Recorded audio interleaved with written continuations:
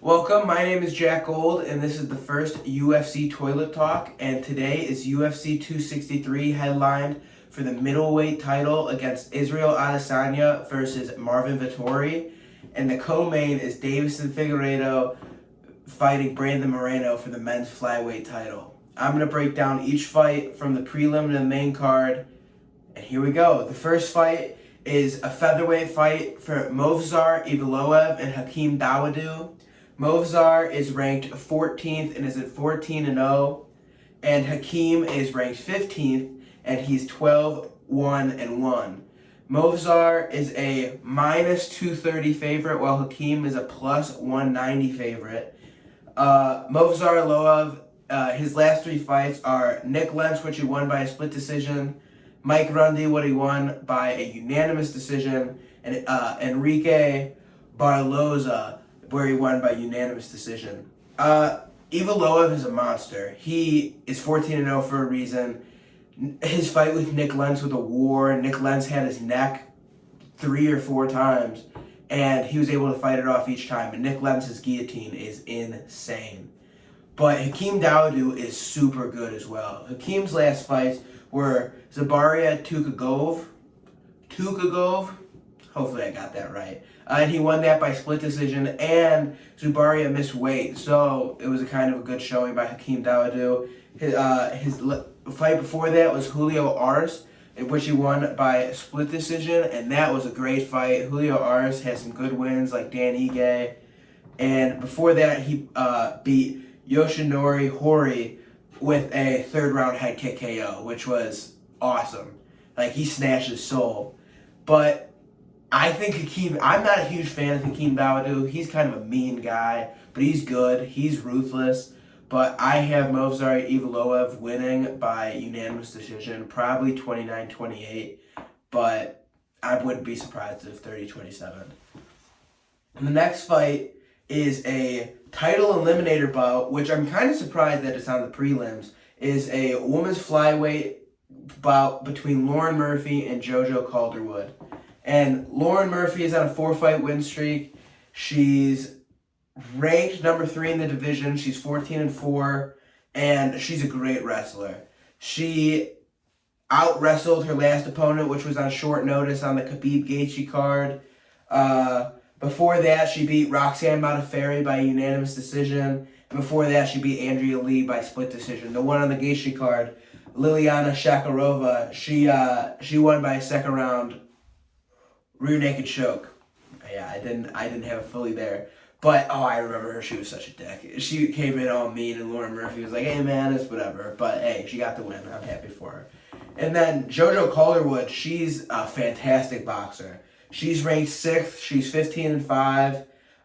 Lauren Murphy is the plus 120 underdog, and JoJo is the minus 140 favorite. Her last fights were Jessica I, where it was a win by unanimous decision, just totally pieced her up. Before that, she lost to Jennifer Maia, where Maia got her title shot for Shevchenko to a first-round armbar. It was just a tough night for her. Before she took Jennifer Maia down and Maia locked up the armbar, it was going good for either side. And then her win with Andrea Lee, same thing. It was kind of back and forth. JoJo just got the better of the exchanges, and she ended up getting the win. But if Joanne Calderwood could keep it on the feet, I think Lauren Murphy's going to get pieced up. And if Lauren Murphy could get her down, it's going to be a long night for Calderwood. But I have Calderwood winning just because of how dominant she was against I. That was a showing. But the next fight is a middleweight rematch in the men's division. It's Eric Anders versus Darren Stewart. Eric Anders is 13-5 with 2 no contests. He's a former NFL player. He's got power in his hands, good kicks, very athletic. But this is an immediate rematch of his fight with Darren Stewart. Darren Stewart's 12-6 and 2 no contest as well. Stewart's a plus 130 underdog. Anders is a minus 150 favorite. Anders is the favorite because he was winning the fight the first time, and if he didn't knee, it was stopped because he kneed Darren Stewart when his knee was on the ground, which is kneeing it down to opponent. Can't do that. That's how Aljo won the title from Peter Yan. But Anders was kind of piecing him up. But I have Darren Stewart winning the rematch because I had him winning the first fight, but I just think Darren Stewart will be able to adjust. He is so good, but he's just having a couple bad luck streaks. But the next fight is Brad Riddell versus Drew Dober. That's going to be a banger. Drew Dober, absolute dog, a good vet. His last fight didn't go his way, but he was fighting Islam Makhachev. What are you going to do? Drew Dober is ranked 13 in the lightweight division. He's 23-10, and he's hovering anywhere between. He's just a slight favorite, minus 120 to 150. It's kind of just adjusting as we go. His last fight, like I said, was Islam. Lost to a third round arm triangle. Islam is a dog. He's got some of the best wrestling in the UFC. Then he beat Alexander Hernandez, just absolutely beat the hell out of him. And that was a great showing for him. And even in the fight before that, it was against Nazrat Hakparasat. Hopefully I didn't mispronounce that. I think I did, but who cares? Dropped him in a minute, and he was the underdog. I didn't think he should be, but it dropped Nazrat. And it was a good fight. But Brad Riddell likes to bang, man. He's not ranked, but he's 9-1. He's a slight underdog, plus 115 is practically a pick'em, but he likes to bang. His last fight with Alex de Silva, he was in tough waters that first round, like really struggling. Got in a couple chokes, got pushed around, but he came back, won the next two, won the fight. It was a unanimous decision win. It was great. Before that, it was Magomed Mustafayev, who, again, fought a bunch of killers. Like, he's a good fighter. He lost to Kevin Lee. Who else did he beat? Oh, he knocked out Rafael Fiziev. I forgot. Mental lapse. But he also beat Jamie Malarkey. Brad Riddell beat Jeremy Malarkey. He's been on a 3-fight win streak. It was a split decision versus Magomed, but what are you going to do about that? It's still a win. And he just beat the shit out of Jamie Malarkey, who I like. He's a great Australian prospect. Same with Brad Riddell, but he's from New Zealand. Practically the same thing. I think Drew Dober is going to get the win. I think Brad Riddell's really good, but he doesn't have quite the ground game that Drew Dober does. And Drew Dober is a fantastic wrestler. He was able to compete with Islam Makhachev, who's the best wrestler in the division for 3 rounds. Like, that's pretty impressive. But, yeah, I just think Dober's going to get the edge over Brad Riddell in this one. Maybe by split decision, who knows, but it's going to be a war. And then the first fight on the main card is Paul Craig versus Jamahal Hill. But Jamahal Hill, huge favorite for some reason. He's only had 8 fights. He has good hands. He's ranked 15th in the light heavyweight. He's good. But Paul Craig is a black belt in jiu-jitsu. He's fantastic on the ground. Jamahal Hill is not good on the ground. Jamahal Hill is a minus 305 favorite, and Paul Craig is, plus 235. That's a great bet. I'm picking Craig to win just because of his ground skills. But Craig's last 3 fights, he TKO'd Shogun Hua in his last fight. Before that, he beat Gazmarev Antigolov with a first-round triangle choke. And again, he went to a draw with Shogun Hua, but he loves that triangle choke, man. Even if he's on his back, he has these long legs, he'll whip him around, choke you out. But Jamahal Hill, to be fair, pieced up OSP, Ovince St. Preux, in his last fight, and that's an impressive win. That is a fantastic win. Ovince St. Preux, awesome vet. And it was a second-round TKO. Like, that's pretty good. Before that, he built Klidson Abreu, another good prospect. And it ended up being no contest. Hill dropped him and beat him in under 2 minutes in the first round, but he tested positive for marijuana. Why are they going to take a win for that? I don't know. And before that, he beat Darko Stojicic, and that was a unanimous decision win. He's a good prospect as well.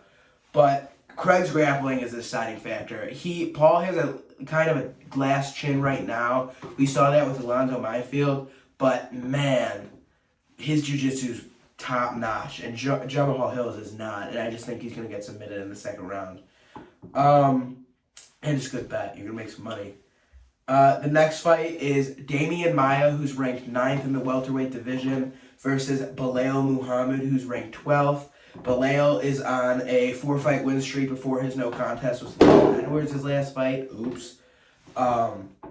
But Damian Maia's last 3 fights, also he's 43, he's getting old, but his last fight was Gilbert Burns. He lost to a TKO in the first round. Before that, he beat Ben Askren in the 3rd round by rear naked choke. That was kind of a sloppy fight from either side, but good for him getting the win. And Anthony Rocco Martin with a win by unanimous decision. That's my favorite win of his last 2, I guess, because Anthony Rocco Martin's very good. Damian Maia is ranked higher, but he is a significant underdog at plus 200. Belal Muhammad's on a tear, though. His last fight was with Leon Edwards. It just got through the first round. He got poked in the eye, couldn't continue. Before that, though, he just beat Diego Lima all around by unanimous decision prior to that fight, and he beat Lyman Good, who's a seasoned vet, by unanimous decision.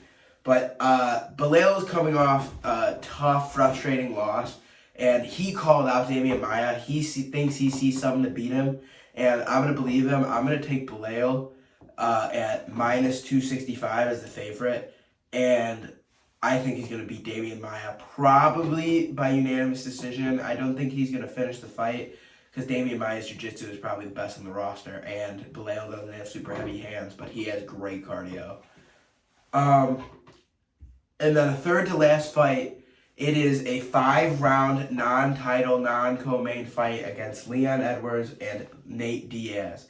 Leon Edwards is ranked 3rd in the division. He's 18-3, has won 8 of his last 9. His last fight, Belal Muhammad, no contest, so it's not a loss. And he's a minus 500, maybe even 600 favorite now against Nate Diaz, who's unranked. His last fight was against Jorge Masvidal in 2019, which was a good fight.